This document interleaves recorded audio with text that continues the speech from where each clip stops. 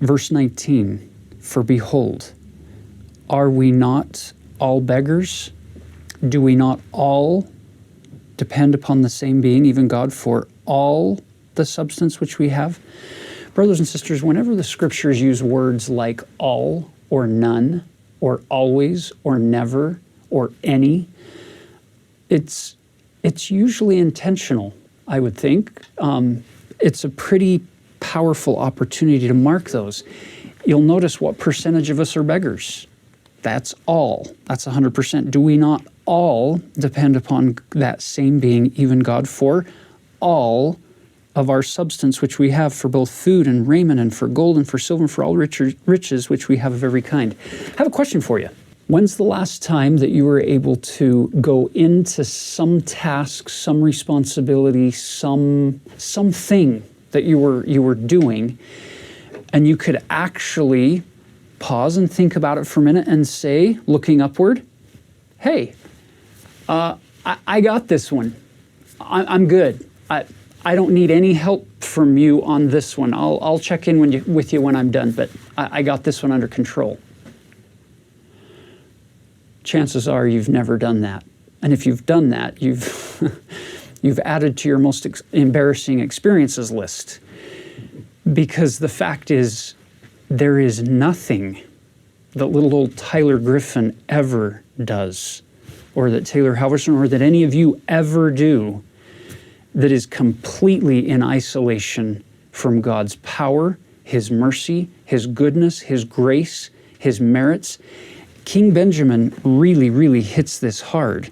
This idea of don't look at people who have less than you and think it's all their fault. There may be some situations, some decisions, some choices they've made that have brought certain things upon them. I get that, but that's not our judgment. That's not our call. So now as we come to near the end or the close of chapter 4, this is an important thing for members of the Church of Jesus Christ of Latter-day Saints who have a big expectation of things that are required to be a disciple of Christ. If you struggle with a voice in your head that's telling you you're never doing enough, you're never going to be enough, what you did wasn't what needed to be done, you should have done something else, or anything along that line that makes you feel less capable, less powerful as a son or a daughter of beloved heavenly parents in trying to serve other people and do the things that are required, you should mark verse 27. And then you should mark it again, because after all, it's remarkable. See? Look at verse 27. See that there's that 100% thing, all these things are done in wisdom and order. For it is not requisite that a man should run faster than he has strength. And again, it is expedient that he should be diligent, that thereby he might win the prize. Therefore, all things must be done in order. Brothers and sisters, if we can do better collectively, as well as individually, at going to the Lord with our long list of things to do, this is a principle my wife, Kiplin, has taught me recently, and it's powerful. If we can put our to-do list on the altar of the Lord and say, here's what I think I need to do today. Help me know what thou would have me do.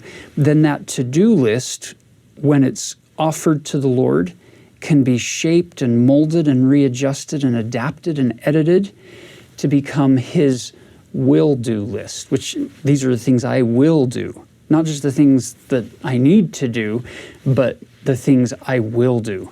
And it will probably be a shorter list that we get from Him than the one we put on the altar in front of Him.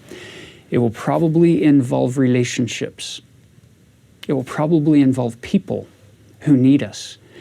One of my favorite statements from President Monson when he was a prophet was, there is no problem to be solved that's more important than a person to be loved. And so it's important that we keep this, don't run faster than we have strength. Don't try to bless everybody in your ward or in your family or in your neighborhood. But just try a little harder to be a little better at doing what God wants us to do, He'll give us errands to run, and we'll figure out how to run them.